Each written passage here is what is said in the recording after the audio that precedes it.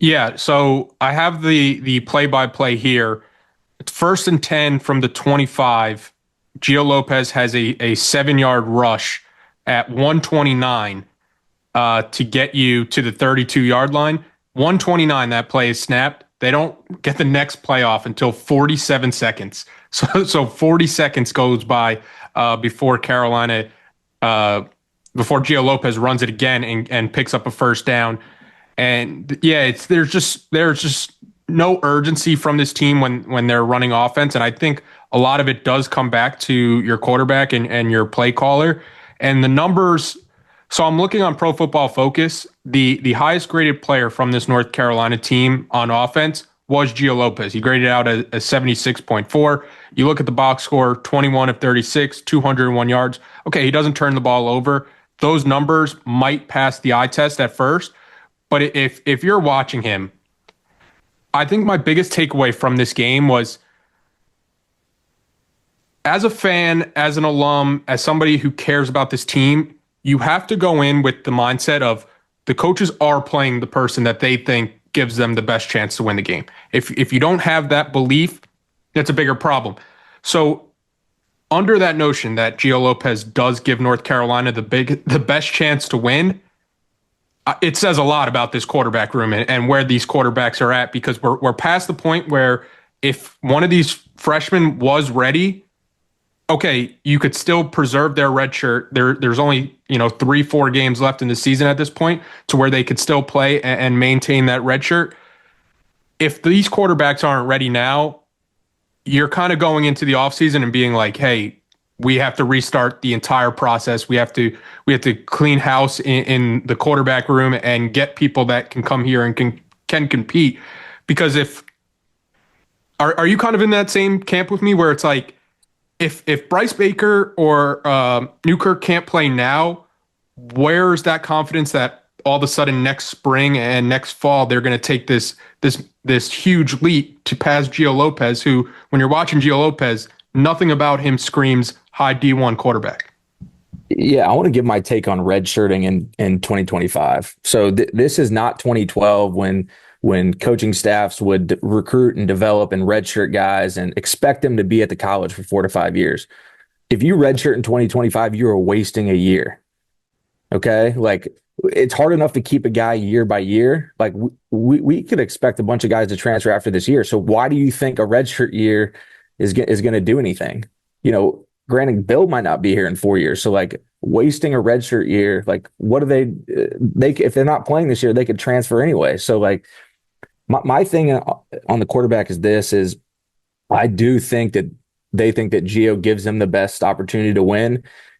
And I think they're playing him because of that, because other positions, whether it's D-line, receiver, they are willing to throw in other guys.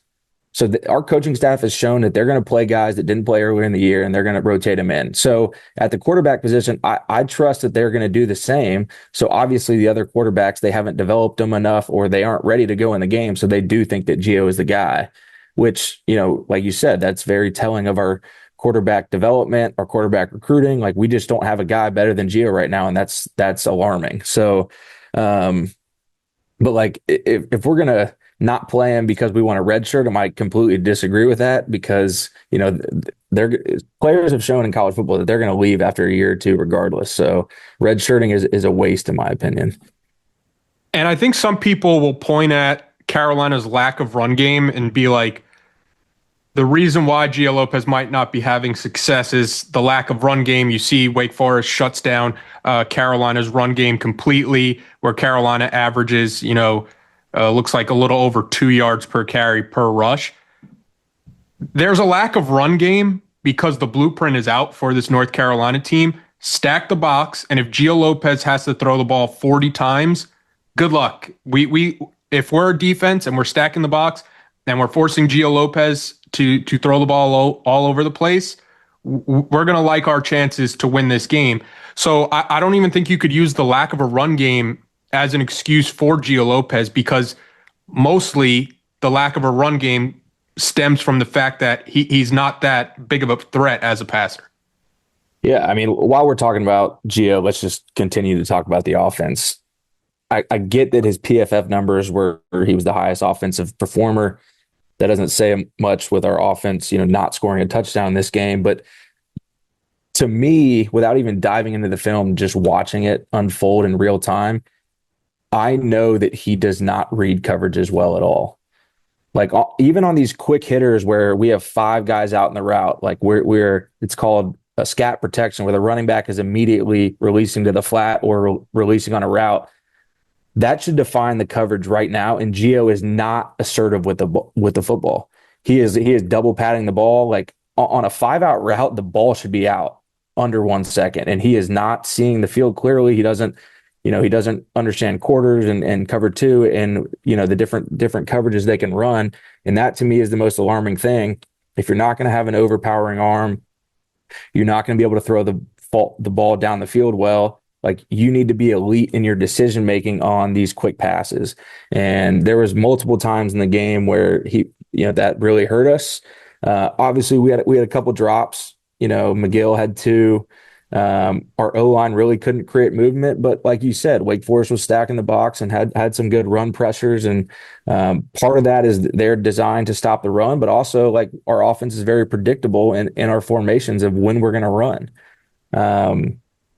Our third down offense and our red zone offense continues to be atrocious. 4 of 14 on third down. We get to the red zone 4 times and punch the ball in the end zone 0 out of 4. I would be interested to see our team statistics on offense, our red zone offense. I bet it's in the bottom 10% of the country. We are just not scoring touchdowns. We aren't sustaining drives. And, it's the other thing about Gio. So we had a big play, 3rd and 8. We're in the Wake Forest red zone.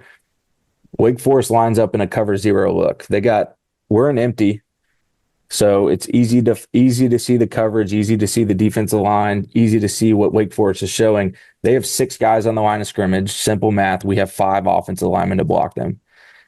As the quarterback in that situation, that if there's 6 rushers, there's potential for all 6 to rush, right? So your 5 offensive linemen can block 5 of them. That leaves the free rusher to you. And Gio, They do all blitz. They blitz 6 of them, and Gio is holding the ball, patting it, looking left and right, and eventually takes a sack. And that, to me, that one play just showed me he doesn't understand offensive line protections. He doesn't understand blitz patterns. Like, that is such a simple play that we saw Drake May and Sam and these high-level quarterbacks execute flawlessly. And, there's just multiple examples throughout the game of him not being able to read defenses, throw the ball where it dictates, and it's really hurting us. So that's part of the reason for our, red zone lack of success and our third down lack of success. But, just a tough offensive performance. It's hard to watch. Yeah. If you had to sum up Gio Lopez's performances in one word, or his quarterback play in one word, it's just late. He's just late. Yes. on everything. I'm looking up Carolina's red zone numbers right now. They've scored touchdowns on 44.8% of their red zone trips this year out of 136 teams at the FBS level. 129th shot. That was right. That felt like a game where if you told Freddie Kitchens, Gio Lopez, and this offense, hey, you guys are not allowed to leave Wake Forest until you score a touchdown, they would still be out there. Because when they kicked that field goal to make it from a 12-point game to a 9-point game, it felt like Carolina's thought process in that moment was like, okay, we just have to get Reese 3 more field goals, and this game is going to be tied up before we know it. Like, they never felt like they could have scored a touchdown in that game. No, I completely agree with that. And again, it goes back to passive coaching. When you kick a field goal down 12, what was it, midway through the third, late in the third, or was it the fourth quarter? It was the fourth. It was the fourth, yeah. Right? Like, I get it. We don't have a lot of plays in our playbook designed to get 10 yards. Most offenses, 10 yards seems like a lot, but like they have a few, tools in their toolbox to get 10 yards on a play. And we just, we don't have that. And again, it goes back to my point. Like, what else do you have to lose? Like, you're under 500, you're scrapping to get to a bowl game. Like, why not go down swinging? It's the same thing as, the last drive in the first half of, like, we are not aggressively play calling, we're not aggressively coaching, and our passiveness doesn't win you games. Like, I'm watching Kirby Smart. I'm watching Georgia and Texas last night, and Kirby Smart goes for it twice on 4th down, and they obviously have success on those 2 4th downs, and it blows the game open. But, like, that's aggressive coaching, and we don't have that right now. So it feels like for 10 years now we've been talking about Carolina trying to close that gap between, like, those Georgia Texas games, and the more we talk about it, the further away we get from it. Because I'm watching that game too after the Carolina Wake Forest game, and it just feels like a different sport at times when you're watching some of those high level teams.